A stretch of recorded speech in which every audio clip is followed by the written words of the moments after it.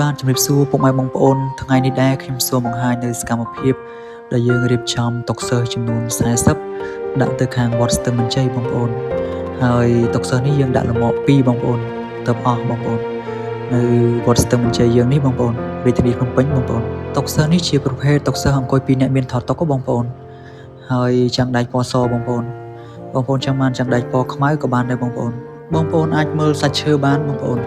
សាច់ឈើយើងខាត់យើងបាញ់ថ្នាំផ្ទៃឈើស្អាតភ្លឺរលោងអញ្ចឹងបងប្អូនដូចនៅក្នុងរូបអញ្ចឹងបងប្អូនហើយវីដេអូនេះដែរគឺជាសកម្មភាពពីដើមដល់ចប់ចាប់តាំងពីយើងលើកដាក់រមាក់រហូតដល់យើងទម្លាក់នៅទីតាំងវត្តបងប្អូនវត្តស្ទឹងមានជ័យខាងបងប្អូនមិនមែនមានត្រឹមតែតុសិស្សទេបងប្អូនមានទាំងក្តារខៀនកញ្ចក់មានទាំងកៅអីសិស្សកៅអីនិស្សិត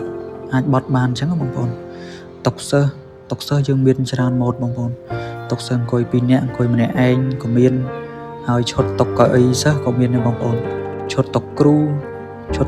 ជាប្រភេទចាក់ដែកក៏មានជាប្រភេទឈើច័ន្ទគ្រីក៏មានដែរបងប្អូនបើបងប្អូនក៏ដូចជាលោកគ្រូអ្នកគ្រូមានតម្រូវការតុសិស្សកៅអីសិស្សសម្រាប់ប្រើប្រាស់នៅក្នុងថ្នាក់រៀនបងប្អូនអាចទាក់ទងតាមលេខទូរស័ព្ទ3ប្រព័ន្ធខាងលើឬឆាតមក Facebook Page ឬ Telegram របស់យើងខ្ញុំបាទសូមអរគុណសូមជម្រាបលា